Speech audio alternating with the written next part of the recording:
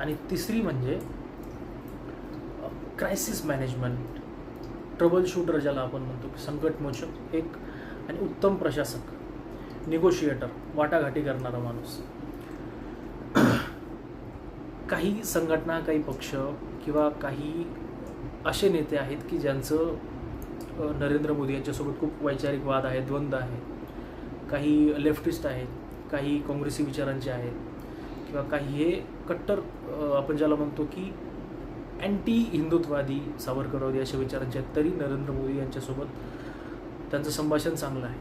हे केव्हा होऊ शकतं? जेव्हा एका व्यक्तीमध्ये तुम्हाला कॉन्फिडन्स जाणवतो राजकारणाच्या पलीकडे आणि तुमच्या वैचारिक देवाणघेवाणीच्या पलीकडे तुम्हाला त्या व्यक्तीचा सहवास महत्त्वाचा वाटतो, आणि ते कॉन्फिडन्समधून येतो, ज्यामध्ये आपण म्हणतो की वागण्यातली जी वॉर्मथ असते, ज्यामध्ये तो आपलेपणा म्हणा किंवा विश्वासार्हता असते, तर ती आहे. तर त्यामुळे बऱ्याच विस्कटलेल्या गोष्टी, बरेच दुरावलेले संबंध हे ऐनवेळी नरेंद्र मोदी हे सॉल्व करतात, आणि त्याचा त्यांना राजकीयदृष्ट्या फायदा झालेला आहे.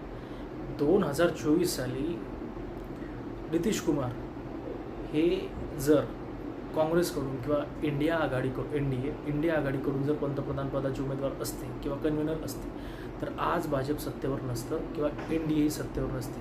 तर ते नरेंद्र मोदी यांनी केलं. नितीश कुमार यांना आपल्याकडे घेतलं, चंद्राबाबू नायडू यांनासुद्धा आपल्याकडे घेतलं. जे चंद्राबाबू नायडू त्यांना, जे मोदींना बघायलासुद्धा, त्यांच्यासोबत बोलायलासुद्धा तयार नव्हते, ऐनवेळी, गरजेच्या वेळी, नाजूक वेळी पंतप्रधान नरेंद्र मोदी यांनी पवन कल्याण यांच्या माध्यमातून त्यांना आपल्याकडे घेतलं. हे केव्हा होतं?